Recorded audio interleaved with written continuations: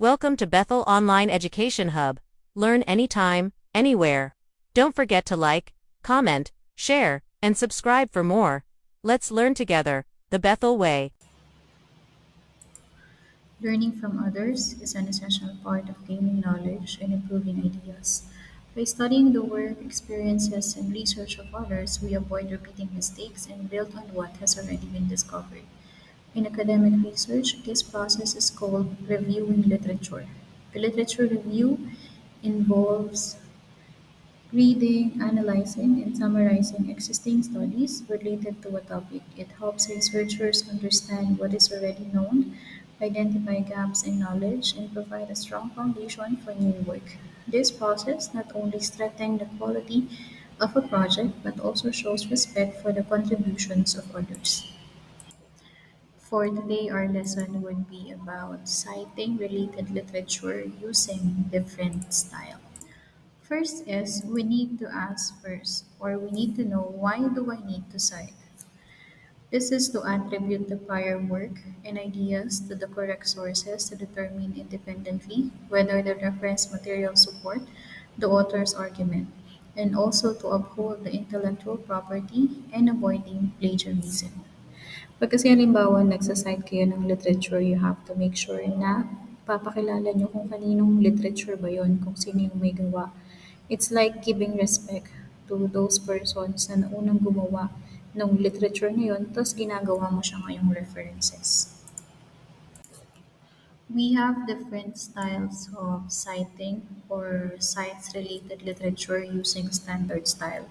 So this is APA or American Psychological Association. It is used by Education, Psychology, and Sciences. Second style is MLA, Modern Language Association style is used by the humanities. And then third is Chicago or Turabian style is generally used by business, history, and the fine arts.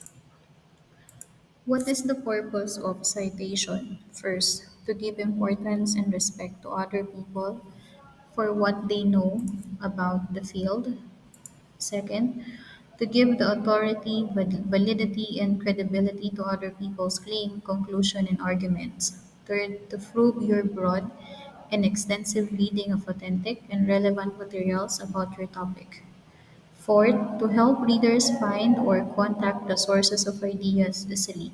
Fifth, to permit readers to check the accuracy of your work. Sixth, to save yourself from plagiarism. So all in all, purpose of citation is you're giving authority, you're also providing evidences to other people. Especially, for example, gumawa kayo ng isang project, tapos nagawa na pala yung project na yon. Tapos meron ibang gumawa ng project na yon, tapos hindi nyo man lang sila sinite as your reference or hindi nyo sila binigyan ng credibility regarding with your project, magkakaroon kasi siya ng plagiarism.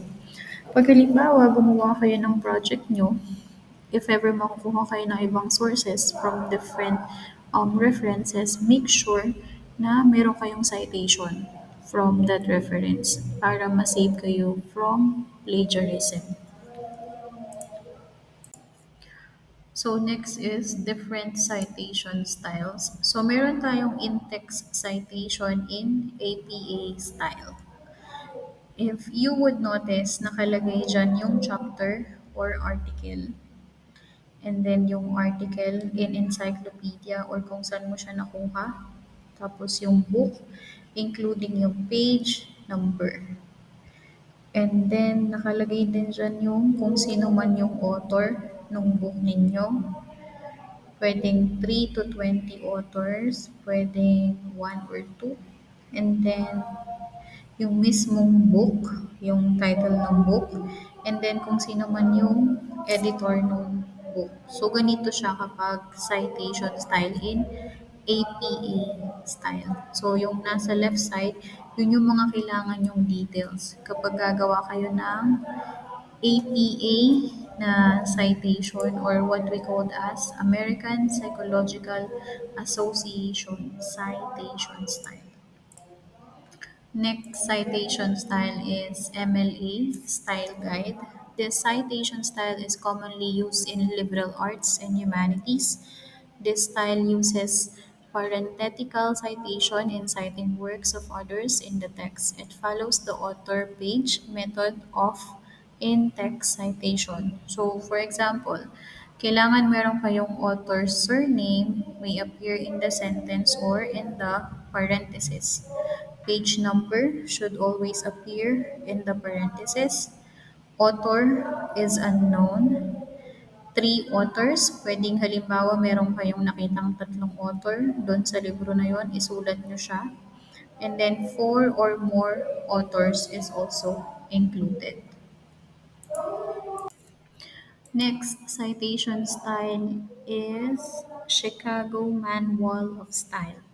This citation style follows the author's date format similar to APA.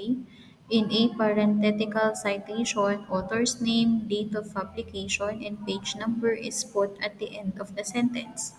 So for example, meron kayong sinulat na author, merong dalawa or higit pang author, tapos apat or higit pa. Kung mapapansin nyo, nandyan yung last name ng author, yung date, kung kailan mo siya na-publish, at kung ano yung page number nung mismong pinaka-libro. So in summary, citation styles are standardized ways of giving credit to the sources you use in your work.